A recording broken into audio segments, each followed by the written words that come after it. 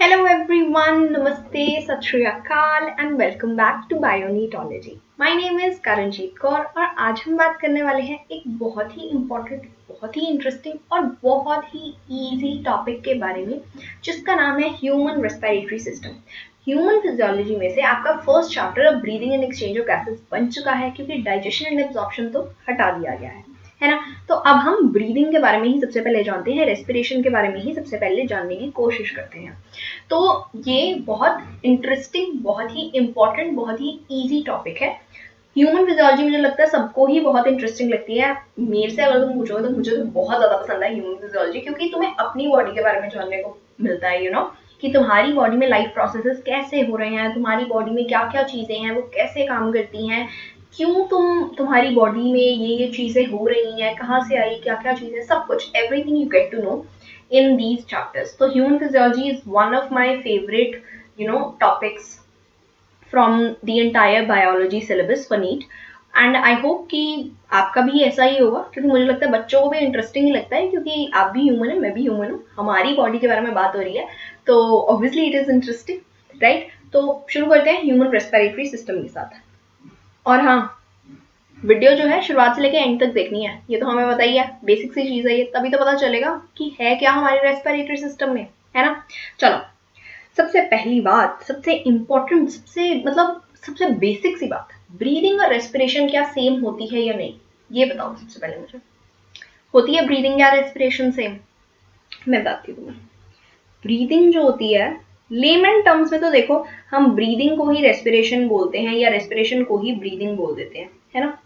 Normally जिसने biology ढंग से ना पढ़ी हो वो तो सेम ही बोल देता है दोनों को, लेकिन तुम तो बायो के स्टूडेंट हो, तुम तो पढ़ रहे हो ना बायोलॉजी, नीट के लिए पढ़ रहे हो, डॉक्टर बनने की कोशिश कर रहे हो, है ना, उस राह पे तुम चल रहे हो, तो तुम्हें तो पता ही होना चाहिए ब्रीदिंग और रेस्पिरेशन में डिफरेंस होता है एक्चुअल में, it's not the same thing. Lemon terms में किसी इंसान को जिसको नहीं पता है वो दोनों को इंटरचेंजेबली यूज कर सकता है, पर तुम नहीं कर सकते, तुम्हारे लिए it should be different. Breathing क्या होता है? Breathing is basically exchange of gases. तो exchange of oxygen rich fresh air from the atmosphere with what? The carbon dioxide rich foul air from your body is what breathing is. बस कि oxygen अंदर गई, carbon dioxide बाहर आई, यही है breathing, और कुछ भी नहीं है ब्रीदिंग। ब्रीदिंग का क्या मतलब है? ऑक्सीजन की फ्रेश एयर एटमॉस्फेयर से, आजकल तो वैसे फ्रेश एयर है नहीं, पोल्यूशन वाली जगह में हम रहते हैं, इंडिया में बहुत ज्यादा पोल्यूशन है, बट फिर भी still there is still more oxygen in the atmosphere than carbon dioxide, जो हमें तो चाहिए होता है काम करने के लिए। तो ऑक्सीजन रिच फ्रेश एयर हम लेते हैं, और carbon dioxide rich foul air, गंदी जो हवा हमारे अंदर होती है, उसको हम बाहर निकालने की कोशिश करते हैं। रेस्पिरेशन क्या होता है फिर?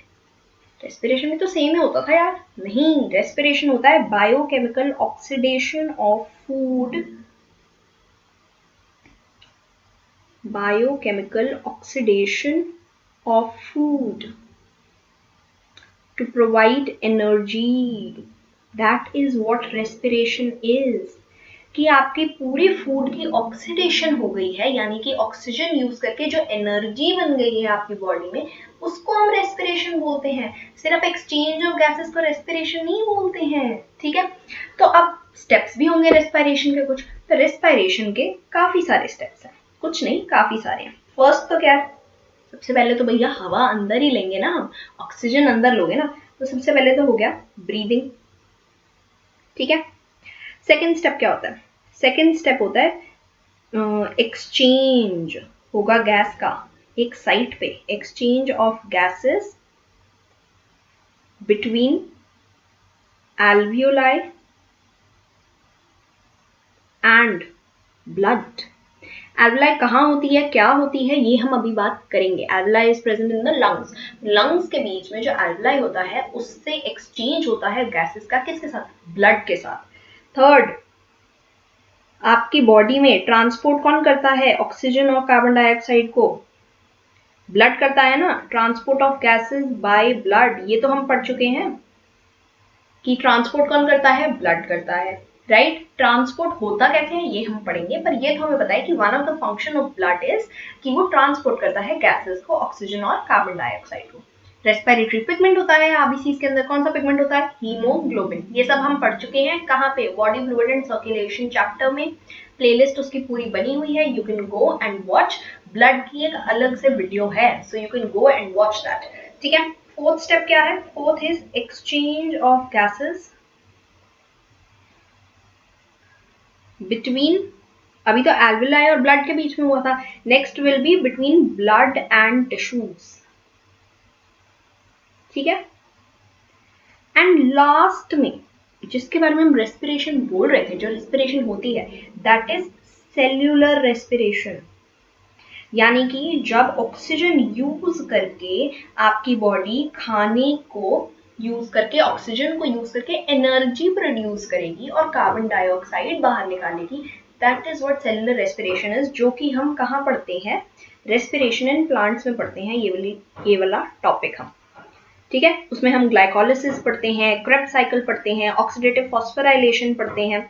तो ये वाला जो पॉइंट है, फिफ्थ वाला जो पॉइंट है रेस्पिरेशन का, ये हम पढ़ेंगे रेस्पिरेशन इन प्लांट्स में। बाकी जो ये 4 पॉइंट्स हैं ये हम पढ़ेंगे अभी यहाँ। अभी तो मतलब हम सिर्फ ह्यूमन रेस्पिरेटरी सिस्टम डिस्कस कर रहे हैं, पर बाकी सारी चीजें हम breathing and exchange of gases वाले चैप्टर में ही पढ़ते हैं। ठीक है, तो ये वाला ह्यूमन फिजियोलॉजी का ही पार्ट है। ठीक है जी, आ गया समझ? पता चल गया आपको? तो अब आपको पता चल गया कि रेस्पिरेशन हो क्यों रही है, ये भी पता चल गया होगा आपको। क्यों हो रही है रेस्पिरेशन, ये पता चल गया। ब्रीदिंग और रेस्पिरेशन के बीच में डिफरेंस पता चल गया, रेस्पिरेशन के मल्टीपल स्टेप्स पता चल गए, कर क्यों रहे हैं हम रेस्पिरेशन, ये पता चला या नहीं चला? जरूरत क्या है रेस्पिरेशन की? जो इतनी देर से मैं बोल रही हूँ कि भाई एनर्जी प्रोड्यूस करते हैं, एनर्जी की जरूरत है ना। तुम जो हाथ हिला रहे हो, मैं बोल रही हूँ, मैं लिख रही हूँ, तुम जो पढ़ रहे हो, अपनी आंखें यूज कर रहे हो, अपना दिमाग यूज कर रहे हो, इस सब के लिए एनर्जी की रिक्वायरमेंट होती है या नहीं होती है? चाहिए ना, बहुत ज्यादा एनर्जी चाहिए। पढ़ाई के लिए तो और भी ज्यादा चाहिए, फोन चलाने के लिए नहीं चाहिए, पढ़ाई के लिए बहुत ज्यादा एनर्जी चाहिए होती है। तो वो एनर्जी बनती कैसे है? वो एनर्जी कैसे बनती है? जब आपका फूड जो आपने खाया, अच्छा अच्छा खाना, तो ग्लूकोज जो है, जब ऑक्सीजन के साथ, जब ऑक्सीडेटिव फॉस्फोराइलेशन होती है, उसमें क्या यूज होता है? ऑक्सीजन यूज होता है, राइट? और उससे एनर्जी बनती है एंड एटीपी बनते हैं ना, 36 एटीपी बनते हैं, प्लस कार्बन डाइऑक्साइड रिलीज होती है। तो 36 एटीपी बनाने के लिए, वो एनर्जी बनाने के लिए हमें ऑक्सीजन की बहुत ज्यादा जरूरत है। तो क्योंकि हमें ऑक्सीजन की जरूरत है, तो इसलिए हम ऑक्सीजन रिच फ्रेश एयर अपने अंदर लेना चाहते हैं, है ना, और अपने सेल्स तक पहुंचाना चाहते हैं ताकि हमें एनर्जी मिल जाए। और उसके बाद जब ऑक्सीजन हमने यूज कर लिया, एनर्जी बनाई, तो हमें कार्बन डाइऑक्साइड बाहर निकल रही है, और कार्बन डाइऑक्साइड का अगर लेवल बढ़ जाए तुम्हारी बॉडी में, तो इट इज टॉक्सिक, आपको बहुत ज्यादा दिक्कत हो सकती है। तो अब क्योंकि कार्बन डाइऑक्साइड से बहुत ज्यादा दिक्कत होती है, तो भैया हमें है कि भाई तू बाहर जा, निकलो भाई हमारी बॉडी से, बाहर निकलो। तो उसके लिए कार्बन डाइऑक्साइड को बाहर भी निकालना पड़ता है। तो कार्बन डाइऑक्साइड जब बाहर निकालनी है, तो वो हम फाउल एयर, गंदी एयर जो कार्बन डाइऑक्साइड रिच होती है, उसको हम बाहर निकालने की कोशिश करते हैं। बस यही कर रहे हैं हम। ऑक्सीजन को हम अंदर लेने हैं, कार्बन डाइऑक्साइड को हम बाहर निकाल रहे हैं। ऑक्सीजन को अंदर लेना क्यों जरूरी है? क्योंकि हमें सेलुलर रेस्पिरेशन करानी है इवेंचुअली, क्योंकि हमें एनर्जी प्रोड्यूस करानी है, और जब एनर्जी प्रोडक्शन होती है तब कार्बन डाइऑक्साइड साथ में बनता है एज बाय प्रोडक्ट, तो वो हमें बाहर निकालना है। इसलिए रेस्पिरेशन बहुत ज्यादा इंपॉर्टेंट है। आपको ब्रीथ करना ढंग से, आपको रिस्पायर करना ढंग से बहुत ज्यादा इंपॉर्टेंट है। ठीक है, इसलिए हम ये चैप्टर पढ़ रहे हैं। तो मैंने तुम्हें इंपॉर्टेंस भी बता दिया कि ये वाला चैप्टर, ये वाला टॉपिक पढ़ने की जरूरत क्या है आपको। बहुत ज्यादा जरूरत है कि आप समझें कि आपको क्यों ऑक्सीजन चाहिए, आपको क्यों कार्बन डाइऑक्साइड बाहर निकालनी है। आ गया अब आपको समझ? होपफुली समझ आ गया होगा। चलो बात करते हैं, ओ रेस्पिरेटरी सिस्टम में खुल गया। इससे पहले लेकिन एक और चीज की बात करते हैं। डिफरेंट ऑर्गेनिजम्स में कौन से रेस्पिरेटरी सिस्टम होते हैं, डिफरेंट ऑर्गेनिजम्स कैसे रिस्पायर करते हैं? क्योंकि पढ़ते तो हम सारे एनिमल किंगडम के बारे में है ना, है ना। अगर हम ह्यूमन फिजियोलॉजी भी पढ़ रहे हैं, पर उससे पहले हम डिस्कस कर लेते हैं कि बाकी सारे एनिमल्स कैसे करते हैं। तो चलो एक टेबल बना देती हूँ मैं तुम्हारे लिए, जिसमें हम एक साइड लिखेंगे, एक साइड हम लिखेंगे ऑर्गेनिजम्स के नाम, कि कौन से ऑर्गेनिजम्स हैं जो कि ऐसे रिस्पायर करते हैं, और एक जगह हम लिखेंगे मोड ऑफ रेस्पिरेशन। ठीक है, यानी कि किस तरीके से रेस्पिरेशन करते हैं। तो सबसे पहले जिसने एनिमल किंगडम पढ़ा होगा उसको पता होगा कि सबसे पहले सबसे सिंपलेस्ट पहली बात तो सिंपलेस्ट ऑर्गेनिज्म अगर तुम एनिमल किंगडम में देखोगे तो कौन से होते हैं? पॉरीफेरा होता, सेलुलर लेवल ऑफ ऑर्गेनाइजेशन है इनकी, है ना। पॉरीफेरा हो गया, coelenterata are also not that advanced. Next coelenterata phylum ही आता है ना पॉरीफेरा के बाद। उसके बाद फ्लैटवर्म्स भी, ये सब एक ही तरीके से रेस्पिरेशन करते हैं। क्या होता है वो तरीका? वो तरीका है इनका general body surface. General body surface से कोई इनके पास अलग से ऑर्गन नहीं है, कोई इनके पास अलग से कोई तरीका नहीं है रेस्पिरेशन करने का। सिंपल डिफ्यूजन से ये लोग रेस्पिरेशन कर लेते हैं। सिंपल डिफ्यूजन से ये लोग अपने अंदर मोड ऑफ रेस्पिरेशन या मोड ऑफ ब्रीदिंग मान लो इसको, सिंपल डिफ्यूजन से ये लोग अंदर अपने ले जाएंगे क्या? अच्छा ये हाँ मैंने रेस्पिरेशन इसलिए लिखा है, बाद में कहीं तुम बोलो कि अरे मैम अभी तो आपने बोला था रेस्पिरेशन और ब्रीदिंग अलग अलग होता है, अब आप ब्रीदिंग के बारे में बता रही हैं पर आप रेस्पिरेशन क्योंकि एनसीईआरटी जो है वो कहती है कि लेमन टर्म्स में दोनों को हम सेम ही यूज कर लेते हैं, तो हम ऐसे ही लिख लेते हैं। रेस्पिरेशन को हम ब्रीदिंग बोलते हैं, ब्रीदिंग को रेस्पिरेशन बोलते हैं। लेकिन तुम्हें पता होना चाहिए कि तुमने आगे एमबीबीएस करनी है, सिर्फ एनसीईआरटी के भरोसे थोड़ी चलोगे। तो क्योंकि एनसीईआरटी ही आती है तुम्हारे एग्जाम में, वहां पे मोड ऑफ रेस्पिरेशन ही पूछा जाएगा, ठीक है, वहां पे मोड ऑफ ब्रीदिंग नहीं पूछा जाएगा। पर एक कॉन्सेप्ट के लिए, ताकि आगे जाकर तुम्हें दिक्कत ना हो, इसलिए मैंने तुम्हें बताया कि ब्रीदिंग और रेस्पिरेशन में क्या डिफरेंस होता है, ठीक है। अब बता दिया, सबसे पहली तो हमने बात कर ली जनरल बॉडी सरफेस की, सिंपल डिफ्यूजन की हेल्प से पॉरीफेरा में, सीलेंट्रेटा में, फ्लैटफॉर्म्स में, सब में आराम से रेस्पिरेशन आपको देखने को मिलेगी। सेकेंड मोड ऑफ रेस्पिरेशन क्या होगा? उससे थोड़ा सा एडवांस्ड, ठीक है। जब हम सेकेंड मोड ऑफ रेस्पिरेशन की बात करते हैं तो that is moist cuticle. Moist cuticle, cuticle पता है ना, जो आउटर सरफेस पे, बिल्कुल स्किन के बाहर आउटर सरफेस पे प्रेजेंट होती है। क्यूटिकल की हेल्प से करते हैं रेस्पिरेशन अर्थवॉर्म्स, जो कि आपके स्ट्रक्चरल ऑर्गेनाइजेशन इन एनिमल्स वाले चैप्टर में से हटा दिया गया है, टाटा बाय बाय कर दिया गया है, तो अब आप उसमें नहीं पढ़ते हैं। अदरवाइज अर्थवॉर्म का पूरा रेस्पिरेटरी सिस्टम, पूरा बाकी सारे सिस्टम्स पे आपको फुल डिटेल में पढ़ाए जाते हैं। अब तो हम क्या पढ़ते हैं? कॉकरोच और फ्रॉग, जिसकी वीडियोस मैंने पहले से ही बना रखी हैं, वो वॉच दैम। तो अर्थवॉर्म्स किसको बिलोंग करते हैं? एनालिडा फाइलम को, है ना। इसमें कैसे हो रही है रेस्पिरेशन? मॉइस्ट क्यूटिकल की हेल्प से हो रही है। थर्ड अगर हम बात करें तो it will be tracheal tubes. Tracheal tubes तो अब तुम्हें पता होनी चाहिए कि ट्रेकियल ट्यूब्स में कौन से ऐसे ऑर्गेनिजम्स होते हैं जिसमें ट्रेकियल ट्यूब्स यूज होती हैं, बताओ। जिसने मेरी पुरानी वीडियोस देखी होंगी उनको पता होगा ट्रेकियल ट्यूब्स वाला रेस्पिरेटरी सिस्टम कहाँ पे देखने को मिलता है। इंसेक्ट्स में देखने को मिलता है, क्योंकि हमने कॉकरोच पढ़ा था। कॉकरोच में ट्रेकियल ट्यूब्स ही तो देखने को मिलती हैं। स्पाइरिकल्स प्रेजेंट होते हैं lateral side of the body पे, है ना। 10 पेयर ऑफ स्पाइरिकल्स होते हैं कॉकरोच में, और ओपनिंग्स अंदर नेटवर्क ऑफ ट्रेकिया होता है, ट्रेकियोल्स होते हैं, जिसकी वजह से रेस्पिरेशन हो पाती है। तो इंसेक्ट्स यानी कि टेरेस्ट्रियल आर्थ्रोपोड्स, टेरेस्ट्रियल आर्थ्रोपोड्स जो हैं, they respire through what? They respire through tracheal tubes. Next हम किसके बारे में बात करेंगे? ट्रेकियल ट्यूब से आगे एक और टाइप ऑफ रेस्पिरेशन, थोड़ी सी और एडवांस्ड अगर हम बात करेंगे तो वो आ जाती है हमारी beautiful what? Gills. Gills, gills की हेल्प से रेस्पिरेशन करते हैं एक्वेटिक आर्थ्रोपोड्स, ठीक है। एक्वेटिक आर्थ्रोपोड्स के साथ साथ molluscs as well as vertebrata का भी, कॉर्डेटा फाइलम का भी एक क्लास जो है वो गिल्स की हेल्प से ही करता है रेस्पिरेशन। कौन सी होती है वो क्लास? पता होगा सबको, पाइसेस। फिशेस हमारी जो होती हैं they also respire through gills. पर एक्वेटिक आर्थ्रोपोड्स और मोलस्क्स की जब हम बात करते हैं तो इनकी गिल्स थोड़ी सी डिफरेंट दिखती हैं फिशेस से। इनकी गिल्स या तो प्लेट लाइक होंगी या फिलामेंटस होंगी, ठीक है। तो दीज आर डिफरेंट देन कैसी गिल्स? देन फिशेस की गिल्स से डिफरेंट देखने को मिलेंगी। उसके बाद द वेरी ब्यूटिफुल जो हमारे अंदर प्रेजेंट है, क्या होती है वो? लंग्स। लंग्स होती है ना हमारे अंदर रेस्पिरेशन के लिए, ब्यूटीफुल पिंक कलर की एकदम प्यारी सी pair of lungs are present in us. तो लंग्स आपको देखने को मिलेंगी रेप्टाइल्स में, वो आपको देखने को मिलेंगी बर्ड्स में, वो आपको देखने को मिलेंगे मैमल्स में, राइट?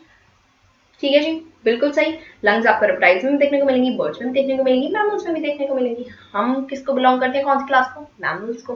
तो हमारे में लंग्स ही प्रेजेंट होती हैं, जिनके बारे में हम डिटेल में पढ़ेंगे आज, क्योंकि हमें ह्यूमन रेस्पिरेटरी सिस्टम तो डिस्कस करना ही करना है। ठीक है, इसके अलावा एक हम चीज पढ़ चुके हैं बहुत ज्यादा, जिसके बारे में हमने डिस्कशन करी है, 2 वीडियोस बनाई है मैंने, जो था हमारा फ्रॉग। ठीक है, फ्रॉग का मैं अलग से देती हूँ। फ्रॉग भाई साहब जो हैं, इनके थोड़े अलग है। ये कह रहे हैं हम बहुत एडवांस्ड हैं इस टंटे में, तो हम जो है हमारे अंदर लंग्स भी हैं, ठीक है, हम क्यूटेनियस रेस्पिरेशन भी कर लेते हैं, यानी कि स्किन के थ्रू भी रिस्पायर कर लेते हैं, और हम बक्कोफेरिंजियल कैविटी की हेल्प से भी कर लेते हैं रिस्पायर। तो फ्रॉग भाई साहब कह रहे हैं कि भैया हमारे अंदर बहुत बढ़िया चल रहा है, हमारे पास बहुत सारे तरीके हैं रेस्पिरेशन के, तो हम स्किन की हेल्प से भी कर लेते हैं, लंग्स की हेल्प से भी कर लेते हैं, बक्कोफेरिंजियल कैविटी की हेल्प से भी कर लेते हैं। पर जब हर टाइम स्किन से तो हर टाइम होती रहेगी, लेकिन जब वाटर में है फ्रॉग तब सिर्फ स्किन की हेल्प से होती है, तब लंग्स एंड बक्कोफेरिंजियल कैविटी की हेल्प से नहीं हो पाती है रेस्पिरेशन। लैंड में तीनों तरीके से कर लेता है, लेकिन फ्रॉग का जो लार्वा है वो कह रहा है मैं और बड़ी हूं। फ्रॉग का जो लार्वा, जिसको हम टैडपोल बोलते हैं, वो कह रहा है भैया मेरे पास तो गिल्स हैं, एक्सटर्नल गिल्स होती हैं इनके पास। वो कह रहा है मेरे पास गिल्स है, मैं गिल से करूंगा रेस्पिरेशन। टैडपोल से मेटामॉर्फोसिस होती है, फिर उसके बाद फ्रॉग बनता है। They lose their gills, they lose their tail and they get limbs. ऐसा ही होता है, तभी फ्रॉग बनता है। ये हम डिस्कस कर चुके हैं फ्रॉग वाले वीडियोस में, again I am telling you. तो टैडपोल कह रहा है भैया मेरे पास तो गिल है। अडल्ट फ्रॉग के पास क्या है? लंग्स है, स्किन है, बक्कोफेरिंजियल कैविटी है। तो सब डिफरेंट चल रहे हैं। अब मॉइस्ट क्यूटिकल से जो होती है ना रेस्पिरेशन, या स्किन से जो रेस्पिरेशन होती है, उसको हम बोलते हैं क्यूटेनियस रेस्पिरेशन। ठीक है, नाम है बस ये, एक तुम्हें पता होना चाहिए कि किसको क्या बोलते हैं। गिल से जो रेस्पिरेशन होती है उसको हम बोलते हैं ब्रिंकियल रेस्पिरेशन।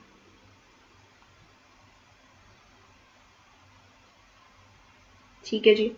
और लंग से रेस्पिरेशन जो होती है उसको हम बोलते हैं पल्मोनरी रेस्पिरेशन।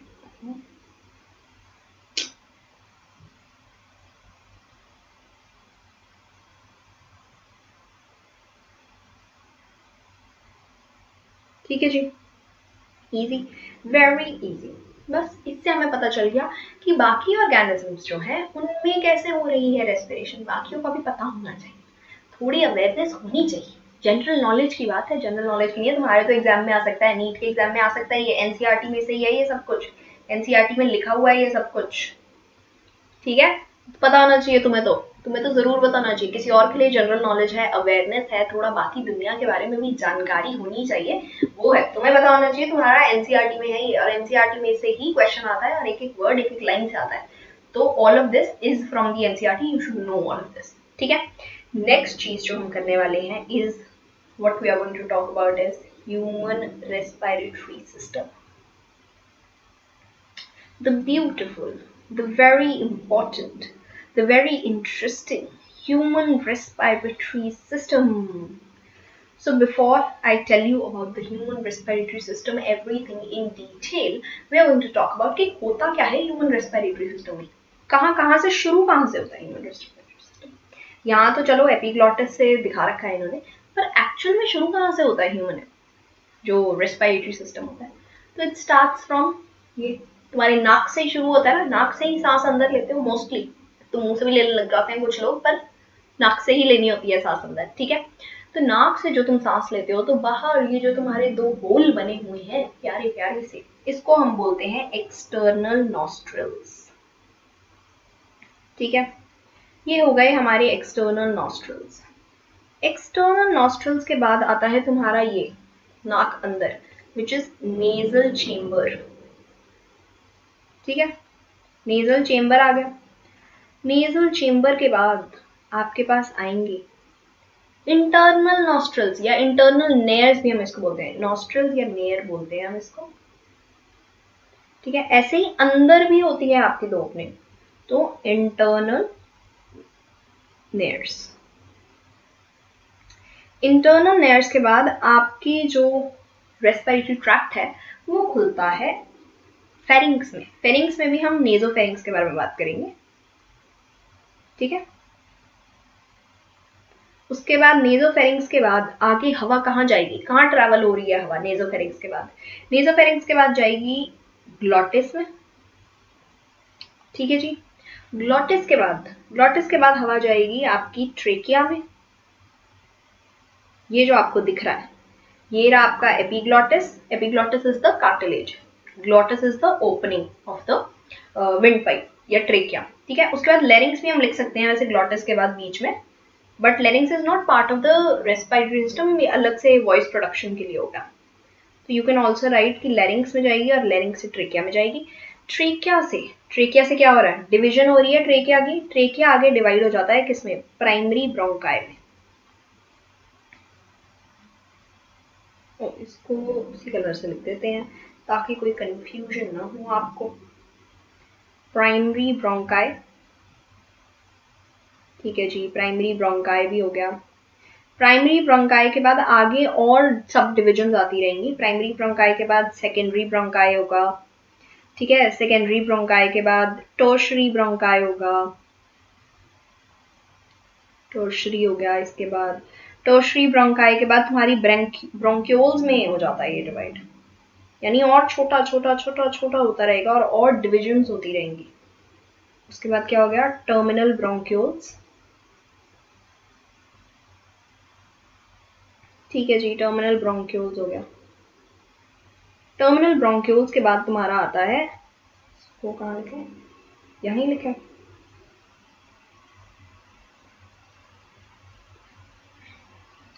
टर्मिनल ब्रोंक्यूल्स के बाद आपकी आ जाती हैं रेस्पिरेटरी ब्रोंक्यूल्स। इसको उठा के ऊपर कर दूं मैं, एक सेकंड।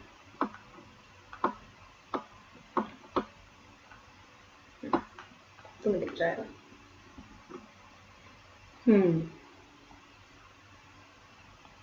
टर्मिनल ब्रोंक्यूल्स के बाद क्या आ रहा है, रेस्पिरेटरी ब्रोंक्यूल्स। रेस्पिरेटरी ब्रोंक्यूल्स के बाद क्या, उसके बाद आती हैं तुम्हारी एल्वियोलर डक्ट, ठीक है। और एल्वियोलर डक्ट के बाद तुम्हारी आती हैं एल्वियोलाई, जहां पे एक्चुअल एक्सचेंज होगा गैसेस का, जो हम बात कर रहे थे एक्सचेंज ऑफ गैस होता है between carbon dioxide, between alveoli and the blood. Carbon dioxide और ऑक्सीजन का जो एक्सचेंज होगा वो आपके एल्विलाई और एल्वियोलर डक्ट में होगा, ठीक है। तो ये सब, ये जो ट्रेकिया के बाद से सब आपका किसका पार्ट है, लंग्स का पार्ट है। ये हो गई आपकी लंग्स, ठीक है। दीज आर योर लंग्स, यहाँ लिखा होगा वहीं पे लंग्स, ठीक है, लंग्स का पार्ट हो गया। इसके अलावा एक और चीज है जो कि बहुत ज्यादा इंपॉर्टेंट है। इंपॉर्टेंट चीज क्या है कि ये जो सब है, जो भी आपका ये सारा रीजन है रेस्पिरेटरी ब्रोंक्यूल्स तक ही मान लो, टर्मिनल ब्रोंक्यूल्स तक, external nostrils, nasal chamber, internal नेयर्स, nasopharynx, glottis, larynx, trachea, primary bronchi, secondary bronchi, tertiary bronchi, terminal bronchioles, ये सब जो है यहाँ पे कोई एक्सचेंज नहीं हो रहा है, कोई ऑक्सीजन और कार्बन डाइऑक्साइड का एक्सचेंज नहीं हो रहा है। यहाँ पे सिर्फ हवा अंदर जा रही है, हवा को ह्यूमिडिफाई किया जा रहा है। आपका कोई भी फॉरेन पार्टिकल या वो सब कुछ डस्ट हो रहा है तो उसको ट्रैप किया जा रहा है, वो हो रहा है। कोई भी यहाँ पे आपको एक्सचेंज होता हुआ नहीं दिखेगा। तो ये जो पूरा जोन है टर्मिनल ब्रोंक्यूल्स तक, इसको हम कुछ कहते हैं, और वो कहते हैं हम, इसको हम बोलते हैं कंडक्टिंग पार्ट।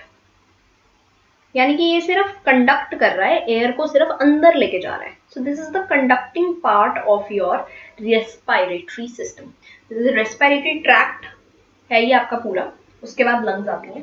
तो ये जो पूरा है ये कंडक्टिंग जोन या कंडक्टिंग पार्ट बोलते हैं हम इसको, ठीक है।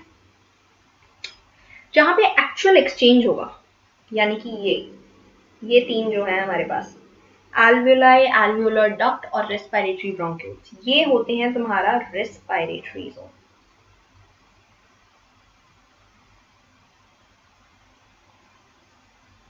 ठीक है, जहां पे एक्चुअल में एक्सचेंज हो रहा है, जहां पे एक्चुअल में रेस्पिरेशन का एक प्रॉपर स्टेप हो रहा है, एक्सचेंज हो रहा है ऑक्सीजन और कार्बन डाइऑक्साइड का, उसको हम बोलते हैं रेस्पिरेटरी जोन।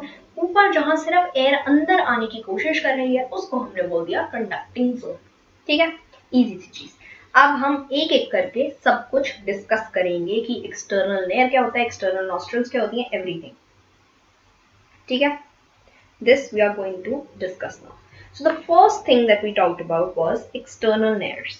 External nares क्या होते हैं? ये तो तुम्हें पता है, बाहर जो दो ओपनिंग्स हैं बस वो ही है एक्सटर्नल नेयर्स, तो कुछ खास नहीं है। External nares are two small openings और कुछ नहीं है इसमें। ठीक है, नेक्स्ट सेकंड जो हम बात करेंगे दैट इज नेजल चेम्बर। अब आपका जो नेजल चेम्बर है, जो ये पूरा पार्ट है जो आपका एक्चुअल में नोज बनाता है, ये जो है पहली बात तो इट इज डिवाइडेड, बीच में से डिवाइडेड है ना, बीच में आपके कुछ प्रेजेंट है, क्या होता है, डिवाइडेड बाय सेप्टम। सेप्टम बोलते हैं हम उसको, जिससे ये डिवाइडेड है। ठीक है, और तीन फंक्शंस होते हैं इसके, तीन रीजन्स बेसिकली प्रेजेंट होते हैं आपके नेजल चेम्बर में।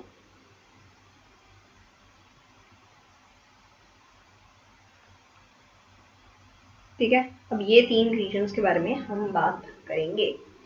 तीन रीजन्स की जब हम बात करते हैं तो सबसे पहला जो आपका रीजन है वो हो जाएगा वेस्टिबुलर रीजन।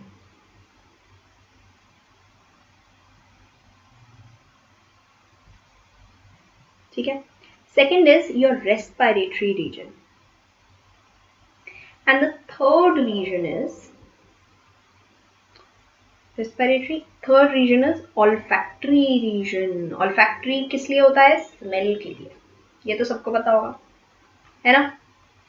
ऑल्फैक्टरी रीजन में बेसिकली क्या हो रहा है, स्मेलिंग के लिए। आपका नोज एक सेंस ऑर्गन भी है, तो आप स्मेल कर सकते हो आपकी नोज की हेल्प से, तो बस उस स्मेल के लिए, द स्मेल ऑल्फैक्शन के लिए ऑल्फैक्टरी रीजन होता है, राइट।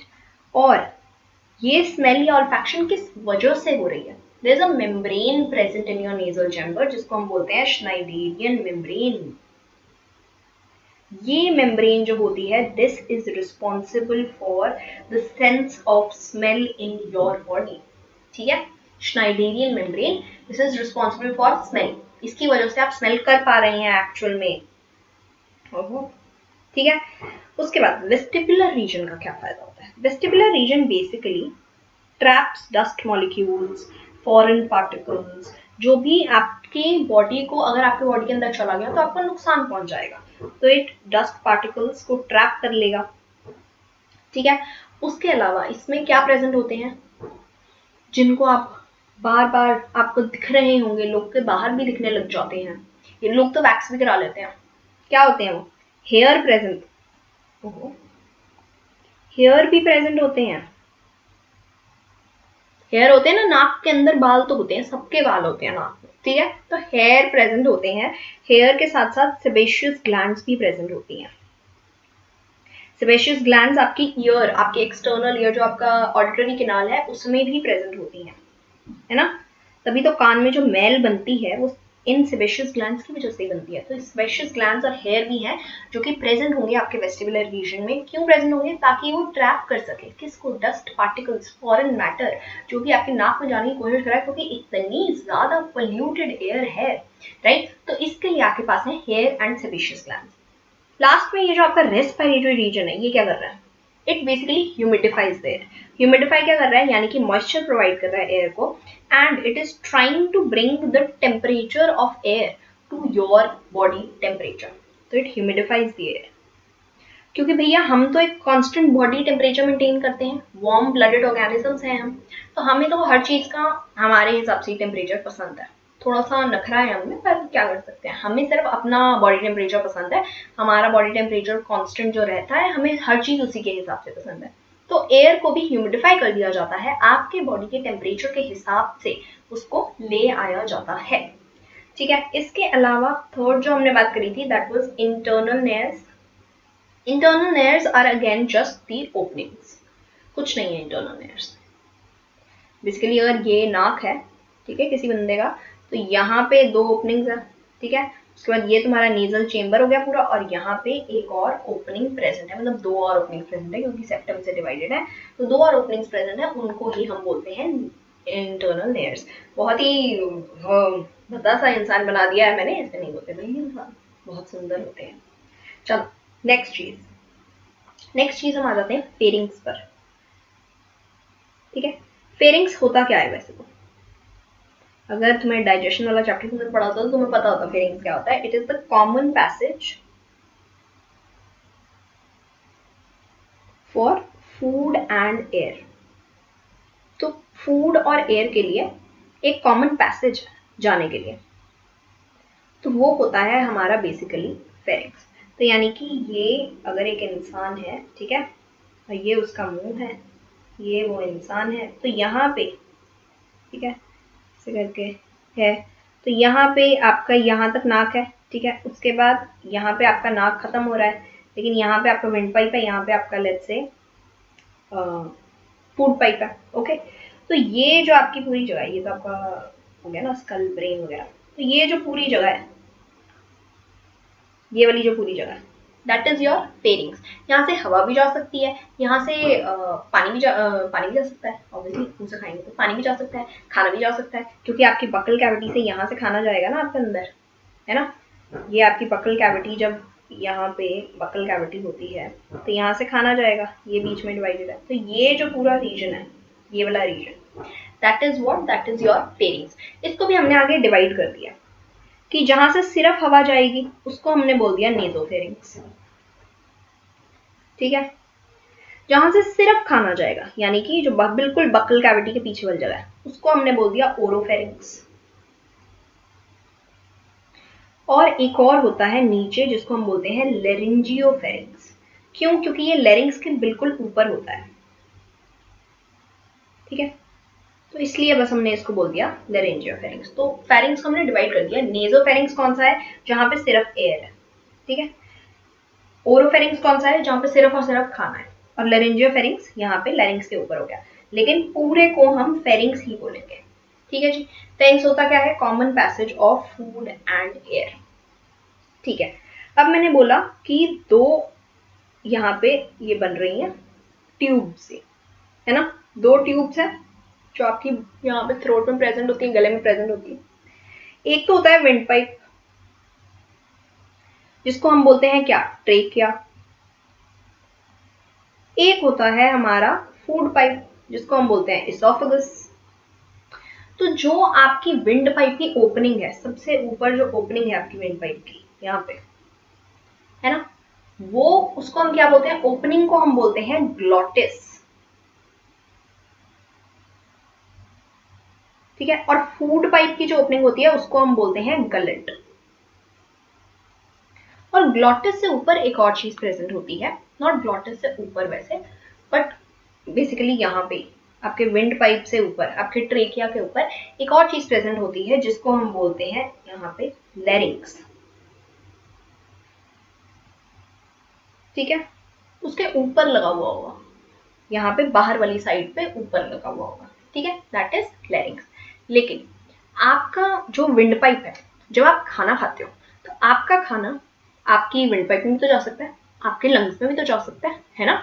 ऐसा भी तो हो सकता है कि आपका खाना, क्योंकि जा तो सेम ही रास्ते से रहा है, यहाँ से ही जा रहा है, तो भाई ऐसा क्यों नहीं कि वो आपके विंड पाइप में चला जाए, आपके फूड पाइप की जगह आपके विंड पाइप में जाना शुरू हो जाए?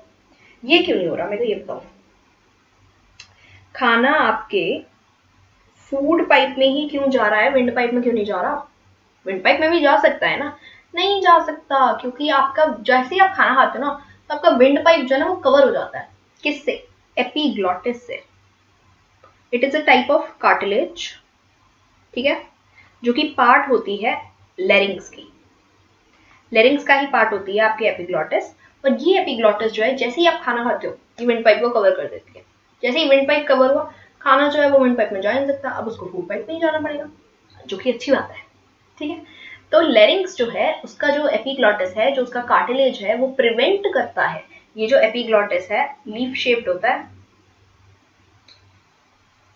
ये प्रिवेंट करता है खाने को किस में जाने से, विंड पाइप में जाने से। तो इट प्रिवेंट्स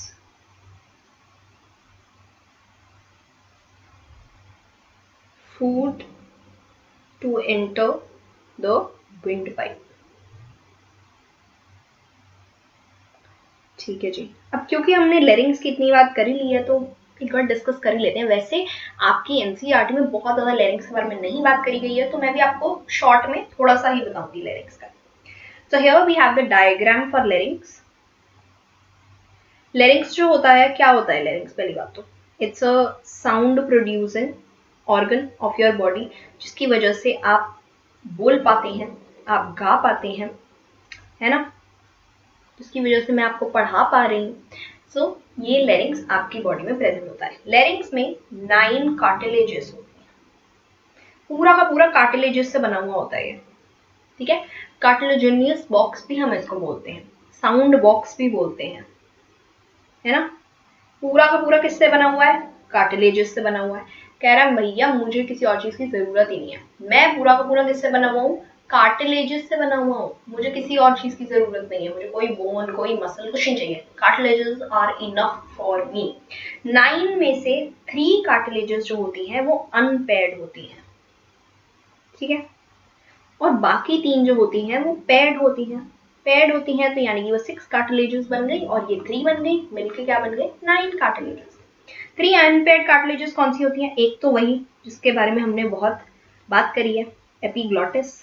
ओहो, ठीक है जी। एक तो हमारी एपिग्लॉटिस होती है जो कि आपको यहाँ पे देखने को मिल रही है, ये रही आपकी एपिग्लॉटिस। ये ऐसे करके शट कर देती है विंड पाइप को जब खाना जाना होता है आपके अंदर, ठीक है। सेकंड जो है that is thyroid cartilage. Thyroid एक ग्लैंड भी होती है जो कि हम कंट्रोल एंड कोऑर्डिनेशन में पढ़ते हैं, है ना, थायरॉक्सिन हार्मोन बनाते हैं जो कि, लेकिन थायराइड एक कार्टिलेज भी है। ये पूरी आपकी थायराइड कार्टिलेज है, यहाँ पे होगी आपकी थायराइड कार्टिलेज, ये रही। This is your entire is your thyroid cartilage. Thyroid cartilage जो मेल्स में इट इज क्वाइट प्रोट्रूडेड, तुम्हें बाहर देखने को मिलती है ना, इस करके बाहर से ऐसे तुम टच भी कर सकते हो, मेल्स में तुम्हें अलग से देखने को मिलेगा, जिसको हम एडम्स एप्पल भी बोलते हैं। तो क्योंकि मेल्स में बहुत ज्यादा टेस्टोस्टेरोन होता है, तो ये टेस्टोस्टेरोन जो है वो उसको बहुत ज्यादा थिक बना देता है थायराइड कार्टिलेज को, जिसकी वजह से वो क्या होती है, प्रोट्रूडिंग होती है थोड़ी सी, ठीक है। नेक्स्ट जो हम बात करेंगे, कौन सा कलर यूज करते हैं, ब्लू यूज करते हैं। नेक्स्ट जो होती है वो होती है, ओहो थोड़ा और स्लो, नेक्स्ट इज क्रिकॉइड।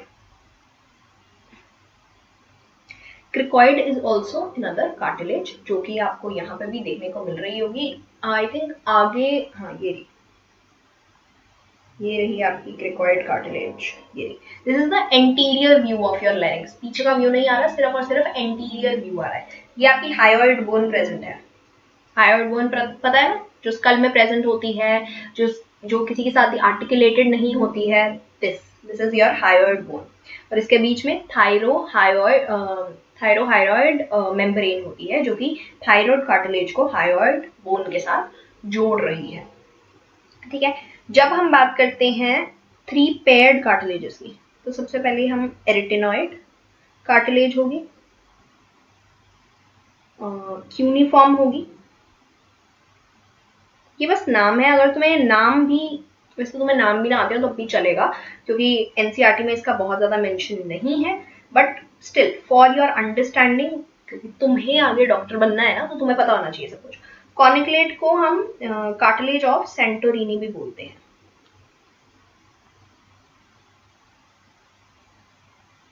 ये तो तुम्हें पता होना चाहिए कि लैरिंक्स जो है वो कार्टिलेजेस का बना हुआ है, 9 कार्टिलेजेस होती हैं, 3 पेयर्ड होती हैं, 3 अनपेयर्ड होती हैं। This you should no. 3 unpaired में से तुम्हें एपिग्लॉटिस के बारे में 100% पता होना चाहिए, तुम्हें थायराइड के बारे में 100% पता होना चाहिए। This are very important cartilages, ठीक है। एपिग्लॉटिस का तुम्हें फंक्शन पता चल गया है, थायराइड में तुम्हें बता दिया है, मेल्स में प्रोट्रूडेड होती है, मेल्स में हम इसको एडम्स एप्पल भी बोलते हैं। अब जो मेन फंक्शन था लैरिंक्स का, उसके बारे में तो हमने बात ही नहीं करी। वॉइस प्रोड्यूसिंग ऑर्गन जो ये है, तो इसके अंदर वोकल कॉर्ड्स होती हैं, ठीक है। वोकल कॉर्ड्स प्रेजेंट होती हैं और ये वोकल कॉर्ड्स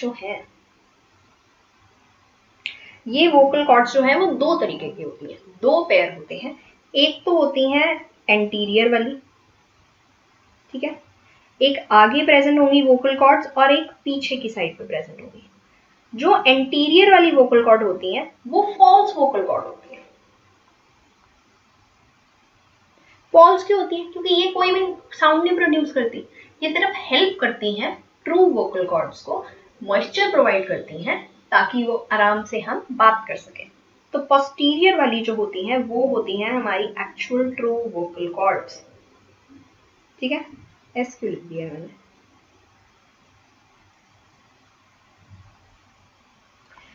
पोस्टीरियर वाली जो है वो है हमारी एक्चुअल ट्रू वोकल कॉर्ड्स, जिससे हम एक्चुअल में साउंड प्रोड्यूस करते हैं, जिससे हम एक्चुअल में बात कर पाते हैं। तो पोस्टीरियर वाली से हो रहा है साउंड प्रोडक्शन, ठीक है। जो एंटीरियर वाली हैं, जो कि फॉल्स वोकल कॉर्ड्स हैं, वो सिर्फ मॉइस्चर प्रोवाइड कर रही हैं। किसको? Two true vocal chords.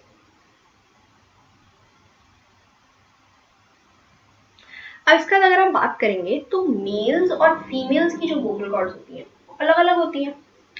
क्यों अलग अलग होती है? क्योंकि हम अलग अलग तरीके की आवाज बनाते हैं ना, अलग अलग तरीके की आवाज निकलती है ना हमारी। क्यों होता है? क्योंकि मेल्स में टेस्टोस्टेरोन होता है, तो इसकी वजह से मेल्स की जो वोकल कॉर्ड होती है ना थिक हो जाती है।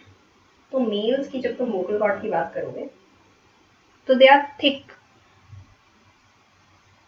And they are longer. क्यों? क्योंकि टेस्टोस्टेरोन प्रोडक्शन बहुत ज्यादा है, and because they are thick and because they are longer, तो उनकी जो पिच है वो कम होती है, लो पिच साउंड होती है। ठीक है, लिख दिया मैंने।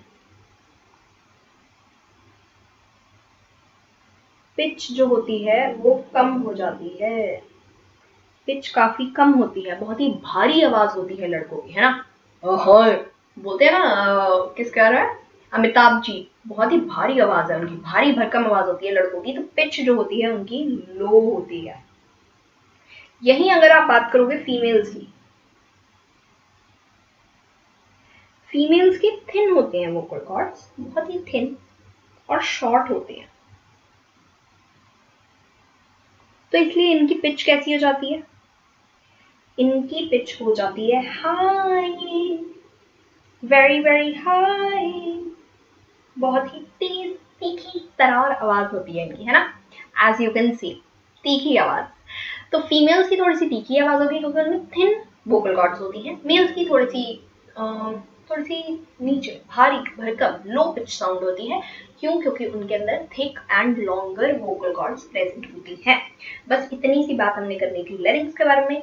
ऑल्दो इतनी डिटेल आपकी एनसीईआरटी में नहीं है, पर आपको पता होनी चाहिए। इट इज इम्पोर्टेंट, कुछ चीजें जो हैं वो आउट ऑफ एनसीईआरटी भी is important for all of you to know, तो वो मैंने आपको बता दिया है।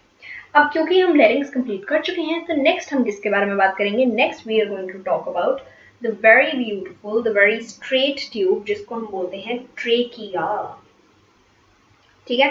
ट्रेकिया के बारे में हम बात करेंगे। ट्रेकिया जो होता है उसको हम नॉर्मल टर्म्स में बोलते हैं विंड पाइप। कैसा होता है आपका ट्रेकिया बताओ? स्ट्रेट होता है, बिल्कुल लॉन्ग स्ट्रेट ट्यूब हो गई, 10 to 12 सेंटीमीटर लॉन्ग होती है, स्ट्रेट ट्यूब होती है बिल्कुल, ठीक है। ऐसा होता है आपका ट्रेकिया। ट्रेकिया जो होता है वो डिवाइड होता है, ये भी हमने देखा था। यहाँ पे देखो, यहाँ पे डिवाइड हो रहा है ना ट्रेकिया, यहाँ पे डिवीजन हो रही है ट्रेकिया की, यहाँ से आता हुआ यहाँ पे डिवाइड हो रहा है ट्रेकिया।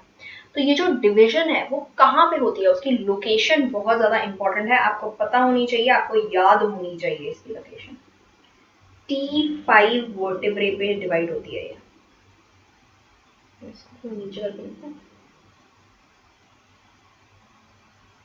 वर्टिब्रे, पीछे वर्टिब्रल कॉलम है ना, तो जो थोरैसिक जो वर्टिब्रे होती है, जो फिफ्थ थोरैसिक वर्टिब्रे होती है, वहां पे डिवीजन होता है आपके ट्रेकिया का ब्रोंकाई में। तो ये पता होना चाहिए डिवाइड्स, वो डिवाइड आर 3 लिख देते हैं, थोड़ा ज्यादा सेंस बन जाएगी इंग्लिश में, है ना। डिवाइड्स एट T5 वर्टेब्रे, यानी कि फिफ्थ थोरैसिक वर्टेब्रे पे डिवाइड कर रही है। लाइंड कैसे होती है, किस चीज से लाइंड होती है? सूडो स्ट्रैटिफाइड एपिथेलियम, यानी कि सिंगल लेयर ऑफ सेल्स होती हैं लेकिन वो दिखते ऐसे हैं कि वो मल्टी लेयर्ड है, वैसी वाली एपिथेलियम से लाइंड होती है। ठीक है, lined by pseudo stratified epithelium present होगा। और ये जो ट्रेकिया होता है, it is covered by C shaped cartilaginous rings, यानी कि ट्रेकिया के बाहर रिंग्स प्रेजेंट होती हैं कार्टिलेज की, जो कि सी शेप्ड होगी, फुल एंटायर रिंग नहीं होगी, ऐसे पूरी रिंग नहीं बनी होगी। जैसे अगर आप मेरी रिंग आज पहनी नहीं हुई है तो if you will see this bangle, तो ये पूरा सर्कल बना हुआ है ना, पूरा रिंग है, तो ऐसे पूरी रिंग नहीं होगी। ठीक है, सी शेप्ड होगी, आधी ही रिंग होगी बस, ऐसे आधी आधी आधी ऐसी रिंग होती है, बीच में आपका ट्रेकिया होता है। ठीक है, क्यों होती है ये आधी रिंग? एक तो पहली बात, पीछे आपके इसके फूड पाइप है ना, और खाना अंदर जाएगा, हवा अंदर जाएगा, तो अगर ये सी शेप कार्टिलेजिनस रिंग सी शेप ना हो, पूरी हो, तो फ्रिक्शन नहीं होगी, सॉरी फ्रिक्शन होगी ना, फूड पाइप और आपके ट्रेकिया में फ्रिक्शन होगी, तो उसकी वजह आपकी कार्टिलेजिनस रिंग में फ्रिक्शन होगी। इसकी वजह से क्या होगा, आपका फूड पाइप में बहुत ज्यादा वेयर एंड टियर होने लग जाएगा, फूड पाइप खराब हो जाएगा। इसलिए एवोल्यूशन या जो भी कह लो, हुआ ही ऐसे है आपका कि आपकी सी शेप्ड कार्टिलेजिनस रिंग है, क्योंकि पता है कि डॉर्सल साइड पे क्या प्रेजेंट है, फूड पाइप प्रेजेंट है, तो उसको तंग नहीं करना है हमें अपना काम करने के लिए, इसलिए सी शेप्ड प्रेजेंट है। और दे ऑल्सो हेल्प कि ट्रेकिया जो है वो कोलैप्स ना कर जाए। तो ट्रेकिया डज नॉट कोलैप्स, क्योंकि ये tracheal rings C shaped cartilaginous rings present होती हैं, इसलिए ट्रेकिया कोलैप्स नहीं कर जाता, मतलब गिर ना जाए। तो अंदर हवा है लेकिन सी शेप मतलब कार्टिलेजिनस रिंग्स की वजह से वो कोलैप्स नहीं कर सकता। तो यही था बस ट्रेकिया में। ट्रेकिया के बाद हमारा एक ब्रोंकियल ट्री आ जाता है। क्या है वो ब्रोंकियल ट्री? ये रहा आपका ब्रोंकियल ट्री। ट्रेकिया के बाद आपके पास आ गई प्राइमरी ब्रोंकाई, फिर सेकेंडरी ब्रोंकाई, फिर tertiary bronchi, terminal bronchioles, respiratory bronchiole, alveolar duct और एल्वियोलाई। यही है बस, ये आपका पूरा ब्रोंकियल ट्री बोलते हैं हम इसे, क्योंकि एक बार ब्रोंकाई बन गए उसके बाद ये ट्री शेप नहीं लग रहा, ऐसे ट्री जैसे पेड़ जैसे होते हैं वैसे नहीं लग रहा। तो बस यही है, ये प्राइमरी ब्रोंकाई है, फिर आगे डिवीजन हो रही है वो सेकेंडरी, फिर टर्शियरी, फिर टर्मिनल ब्रोंक्यूल्स, फिर आपके रेस्पिरेटरी ब्रोंक्यूल्स। तो ये बेसिक ब्रोंकियल ट्री है, इसमें कुछ बहुत ज्यादा नहीं है। हाँ, एक चीज जो आपको पता हो, वहां कहाँ गए, एक चीज जो आपको पता होनी चाहिए इज कि ये सी शेप कार्टिलेजिनस रिंग्स जो है वो सिर्फ ट्रेकिया पे प्रेजेंट नहीं होती, वो आपकी प्राइमरी ब्रोंकाई में भी आपको देखने को मिलेंगी, वो आपकी ब्रोंकाई ऊपर लिख देती हूँ, वो आपको देखने को मिलेंगी सेकेंडरी ब्रोंकाई में भी, वो आपको देखने को मिलेंगी टर्शियरी ब्रोंकाई में भी। ठीक है, और उसके बाद इनिशियल ब्रोंक्यूल्स में, इनिशियल ब्रोंक्यूल्स में भी देखने को मिलेगी। तो ये जो है, ये सी शेप कार्टिलेजिनस रिंग सब में होगी। ठीक है, तो ये चीज ध्यान रखनी है। ठीक है जी, ये चीज पता होनी चाहिए कि सी शेप कार्टिलेजिनस रिंग्स सब में आपको देखने को मिल रही हैं। इसके बाद हम बात करेंगे एंड में हमारे पास क्या आ रहा था, एल्वियोलाई आ रहा था। यहाँ पे एल्वियोलाई के बारे में बात करेंगे। एल्वियोलाई जो है इरेगुलर होता है, थिन वॉल्ड होता है, लेकिन होता कहाँ है, लंग्स में होता है। तो एक बार पहले लंग्स के बारे में बात कर लेते हैं। लाइक शेयर सब्सक्राइब यार करो, लाइक करो, शेयर करो, सब्सक्राइब करो वीडियो को। इतनी देर से देख रहे हो, इतनी सारी मेरी वीडियोस देखी हैं, सब्सक्राइब तो करो, लाइक भी करो, अच्छा बनाती हूँ कंटेंट, ऐसी कोई बात नहीं है, and share with your friends please. चलो, हम बात कर रहे थे लंग्स की। हाँ, लंग्स के बारे में जब हम बात करते हैं तो कितनी लंग्स है आपके पास, कितनी लंग्स है? One pair, a pair of lungs present है।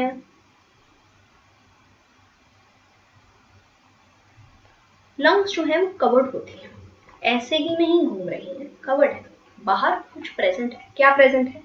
Covered by pleural membrane.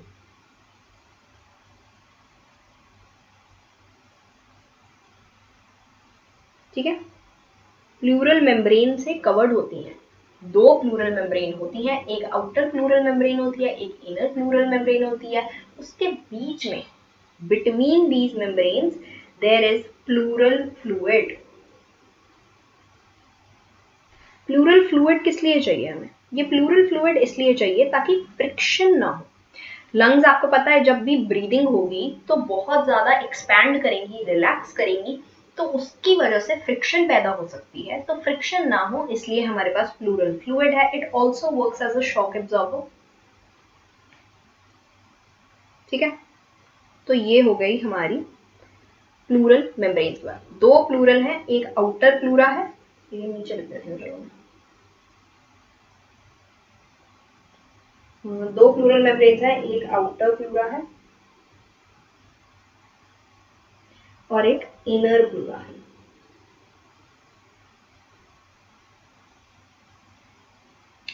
Outer pleura की जब आप बात करते हो तो it is in contact with what?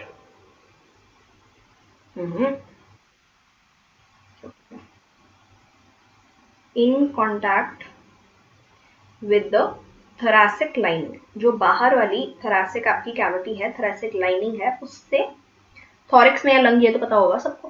Please ये मत बोलना ये नहीं पता तुम्हें कि तुम्हारी बॉडी के थॉरिक्स में प्रेजेंट होती है। हेड, थॉरिक्स, एब्डोमेन होता है ना हमारी बॉडी में डिवीजन, तो थॉरिक्स में प्रेजेंट होती है लंग्स। ठीक है, तो in contact with the thoracic lining, और इनर प्लूरा जो है is in contact with the lungs.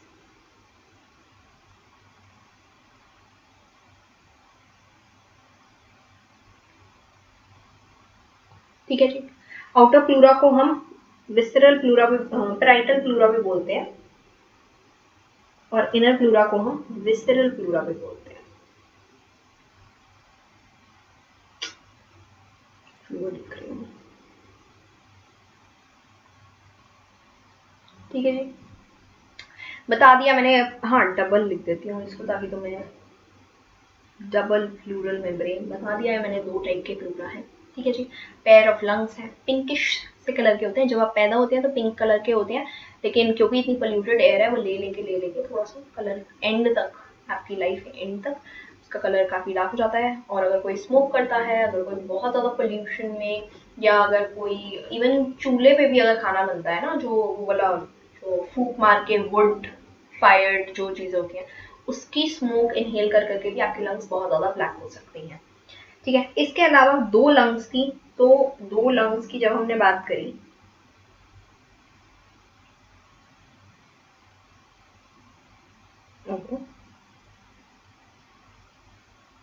ये क्या था? ट्रेकिया हो गया आपका, ब्रोंकाई हो गए, आपकी दो लंग्स हैं।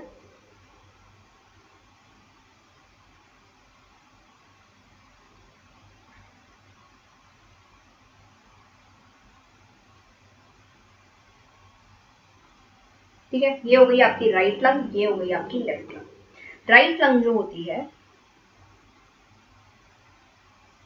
why is this moving so slow?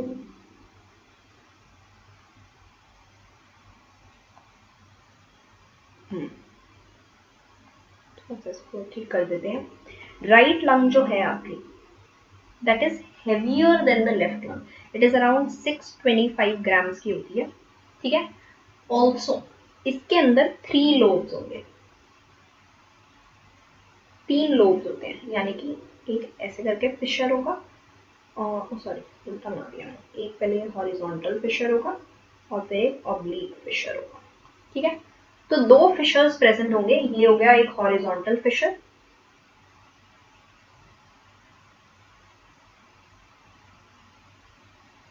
Basically दो डिविजन्स हैं, और ये हो गया ऑब्लिक फिशर। इसकी वजह से कितनी लोब्स हो गई? लोब्स हो गई 3, 1, 2, 2 और ये 3, 3 लोब्स हो गई। तो राइट लंग में 3 लोब्स हैं, और राइट लंग ज्यादा हेवियर है, पर राइट लंग ऊपर की तरफ है। क्यों? क्योंकि यहाँ पे भाई तुम्हारा लिवर बैठा है ना, ये कैसे बना दिया ना लिवर, यहाँ पे तुम्हारा लिवर बैठा हुआ है नीचे। वैसे तो डायफ्राम है पहले यहाँ पे, लेकिन नीचे लिवर है ना, तो लिवर जो है वो थोड़ा सा ऊपर पुश कर देता है तुम्हारी राइट लंग को। तो इसलिए तुम्हारी राइट लंग थोड़ी सी ऊपर की तरफ होती है, ज्यादा बड़ी होती है, 3 लोब्स होती हैं पर थोड़ी ऊपर की तरफ होती है। लेफ्ट लंग की जब तुम बात करते हो तो तुम्हारी लेफ्ट लंग जो है वो अराउंड 575 ग्राम्स की होगी। 57 नहीं मिली है, 575, ठीक है। और उसमें सिर्फ 2 ही लोब्स होंगी,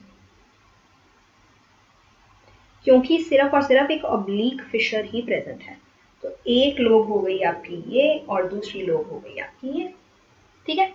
ऑल्सो यहाँ पे जो ये बीच वाली जगह है आपकी, ये जो लंग्स, 2 लंग्स के बीच वाली जगह है, इसको हम क्या बोलते हैं? मीडियास्टिनम। और यहाँ पे आपका प्यारा सा सुंदर सा हार्ट प्रेजेंट है। ऐसा बिल्कुल भी नहीं दिखता है हार्ट, पर अभी हार्ट के बारे में थोड़ी पढ़ रहे हैं, वो पढ़ा चुकी हूँ मैं। स्ट्रक्चर ऑफ हार्ट देख लेना जाके वीडियो, या कंडक्शन ऑफ हार्ट, जो भी तुम्हें हार्ट में देखें, बॉडी फ्लूइड एंड सर्कुलेशन। तो यहाँ पे आपका हार्ट प्रेजेंट है, लेकिन हार्ट जो थोड़ा सा टिल्टेड होता है। किस साइड टिल्टेड होता है? इस साइड या इस साइड? लेफ्ट साइड टिल्टेड होता है, ठीक है। लेफ्ट साइड को क्योंकि थोड़ा सा टिल्टेड होता है, इसलिए यहाँ पे कार्डियक नॉच बन जाती है, ये जो आपको देखने को मिल रही है, दिस। तो इसको हम बोलते हैं कार्डियक नॉच। कार्डियक किस लिए? क्योंकि हार्ट है, और नॉच तो इस लाइक ऐसे छोटा सा वो बन गया थोड़ा सा, ठीक है। तो ये प्रेजेंट होता है यहाँ पे, क्यों? क्योंकि हार्ट जो है वो थोड़ा लेफ्ट साइड को कह रहे, मैं थोड़ा सा लेफ्ट साइड में रहूंगा, मेरे को राइट साइड में सिर्फ नहीं रहना है, तो इसलिए हार्ट वहां पे ऐसे करके टिल्टेड होता है। इसको हम, इस जगह को हम क्या बोल रहे हैं? मीडियास्टिनम, क्योंकि बीच की जगह है मीडियास्टिनम, ठीक है।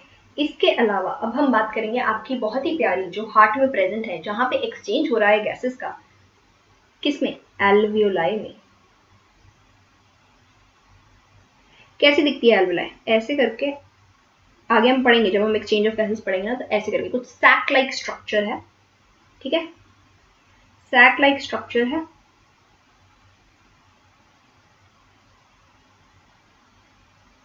Also it is thin, very thin, क्योंकि एक्सचेंज होना है यहाँ पे, तो थिक मेम्ब्रेन से तो एक्सचेंज नहीं होगा, थिन मेम्ब्रेन से ही एक्सचेंज होगा। तो थिन होती है और इरेग्युलर होती है वॉल्ड।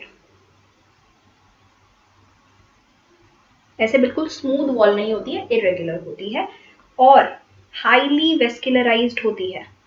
हाईली वेस्कुलराइज्ड का क्या मतलब है? यानी कि बहुत सारी ब्लड वेसल्स प्रेजेंट है एल्वियोलाई के आसपास। यहाँ पे आपको बहुत सारे सेल्स देखने को मिलेंगे, इनके बारे में भी अभी हम बात करेंगे। सिंगल लेयर ऑफ सेल्स होते हैं अंदर वाली साइड पे, ठीक है। हाईली वेस्कुलराइज्ड है, यानी कि बहुत ज्यादा ब्लड वेसल्स प्रेजेंट है। क्यों प्रेजेंट है? क्योंकि एक्सचेंज होना है ना ब्लड और एल्वियोलाई के बीच में, तो ब्लड वेसल्स तो जरूरी है, होनी चाहिए आसपास, तो इसलिए हाईली वेस्कुलराइज्ड होती है। ये जो अंदर है सिंगल लेयर ऑफ सेल्स, ठीक है, तो इनर साइड पे इसके सिंपल स्क्वेमस एपिथेलियम होता है।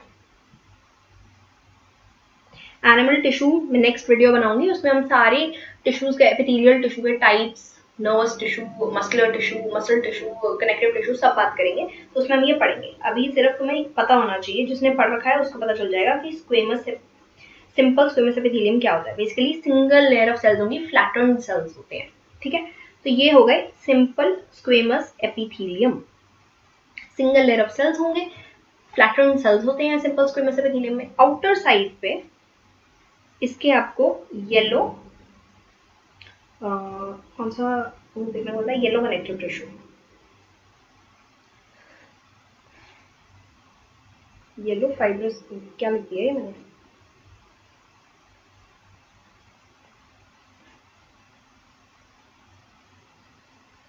येलो फाइब्रस कनेक्टिव टिश्यू, ठीक है। ये आपको इसकी बाहर वाली साइड पे, ये जो बाहर वाली साइड है यहाँ पे देखने को मिलेगा।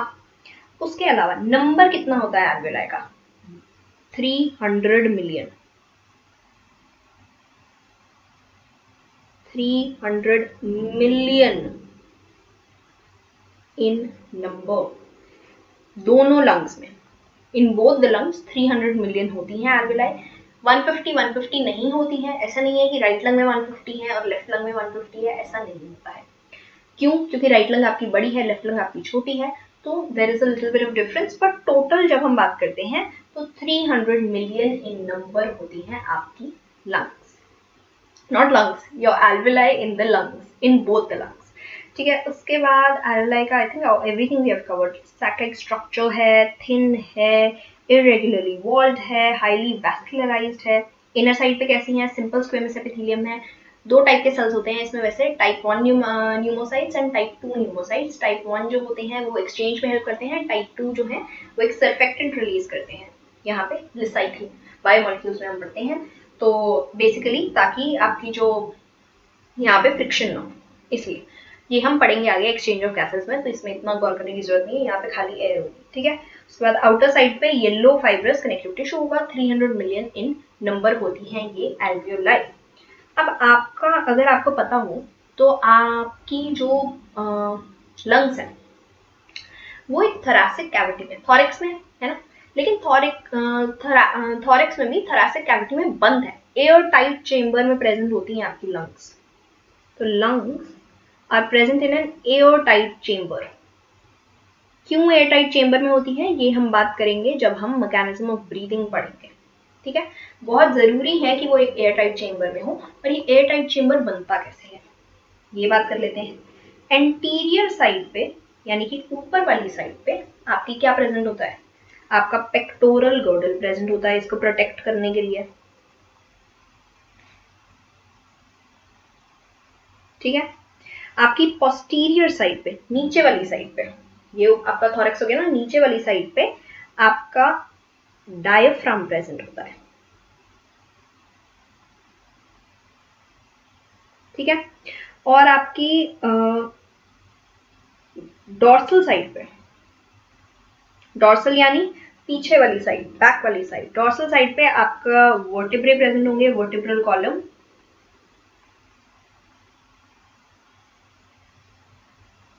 ठीक है जी। और आपकी वेंट्रल साइड पे, वेंट्रल मतलब आगे बेली वाली जो साइड होती है, that is your ventral side, this side is your ventral side. Ventral side पे आपकी स्टर्नम प्रेजेंट होती है, और लैटरल साइड्स पे, ये साइड लेटरल साइड्स पे आपकी रिब्स प्रेजेंट होती हैं। तो ये पूरा मिला के आपके एक एयर टाइट चेम्बर बना देती हैं पूरा, ताकि बाहर से कोई और एयर ना आए, सिर्फ जो आप अंदर ले रहे हैं अपने रेस्पिरेटरी ट्रैक्ट की हेल्प से एयर वही अंदर जाए, और उसी की वजह से प्रेशर और वॉल्यूम डिफरेंसेस की वजह से आप इजीली ब्रीथ कर पाते हैं, जो कि हम पढ़ेंगे मैकेनिज्म ऑफ ब्रीथिंग में, टेंशन लेने की बात नहीं है, ठीक है। ये हो गया आपका lateral side, ventral side, dorsal side, posterior, anterior, सब हमने बात कर ली है कि कैसे आपका एक एयर टाइट चेम्बर बन रहा है। ऑब्वियसली प्रोटेक्ट तो कर ही रहा है, प्रोटेक्शन तो दे रहा है ना आपकी लंग्स को, बहुत ही इंपॉर्टेंट ऑर्गन है आपकी बॉडी का, तो इट ऑल्सो प्रोटेक्ट भी कर रहा है आपकी बॉडी को। अब क्योंकि हम बात कर ही रहे हैं इसके बारे में, तो बाकी सब तो हम बात कर लेते हैं, जिसमें लोकोमोशन एंड मूवमेंट चैप्टर में pectoral girdle, vertebral column, sternum, ribs सब के बारे में बात करते हैं, बट डायफ्राम के बारे में हम नहीं बात करते हैं वहां पे। तो डायफ्राम के बारे में हम अभी बात कर लेते हैं। डायफ्राम कैसा होता है, डायफ्राम इज मस्कुलर, कौन सी मसल से बना होता है ये बता देते हैं, फ्रेनिक मसल से, ठीक है। डायफ्राम की नॉर्मल जब रिलैक्स स्टेट में है तो डायफ्राम की शेप क्या होती है, dome shaped, dome shaped when relaxed. और ये ही डायफ्राम है जो आपकी बॉडी को डिवाइड करता है बिटवीन थॉरैक्स एंड एब्डोमेन। आपकी बॉडी की सेगमेंटेशन में डायफ्राम इज वेरी इंपॉर्टेंट, क्योंकि डायफ्राम ये है जो थॉरैक्स को आपके एब्डोमेन से अलग बताएगा, ये बताएगा कि अच्छा ऊपर वाला डायफ्राम के ऊपर वाला थॉरैक्स है, नीचे वाला एब्डोमेन है, ठीक है जी। उसके अलावा कुछ और मसल्स भी प्रेजेंट होती हैं, ठीक है, वो और मसल्स, अच्छा हाँ एक और चीज नजर आएगी, डायफ्राम होता किस किस में है, एक तो ऑब्वियसली मैमल्स में होगा, क्योंकि हमारे में है, हम मैमल्स क्लास को बिलोंग करते हैं, तो मैमल्स में होता है, और एक एक्सेप्शन है, it is present in reptiles as well, not reptile sorry, reptile के एक रेप्टाइल क्लास में एक ऑर्गेनिज्म होता है, उसमें होता है ये, वो ऑर्गेनिज्म होता है हमारा क्रोकोडाइल। तो डायफ्राम जो है वो आपको मैमल्स में देखने को मिलेगा और आपको क्रोकोडाइल में देखने को मिलेगा। इसके अलावा जो हमारी मसल्स प्रेजेंट होती हैं उनको हम बोलते हैं इंटरकॉस्टल मसल्स। कॉस्टा का मतलब होता है रिब्स, तो इंटरकॉस्टल मतलब रिब के बीच में जो मसल होती है उसको हम इंटरकॉस्टल मसल बोलते हैं। एक होती है इनर इंटरकॉस्टल मसल्स,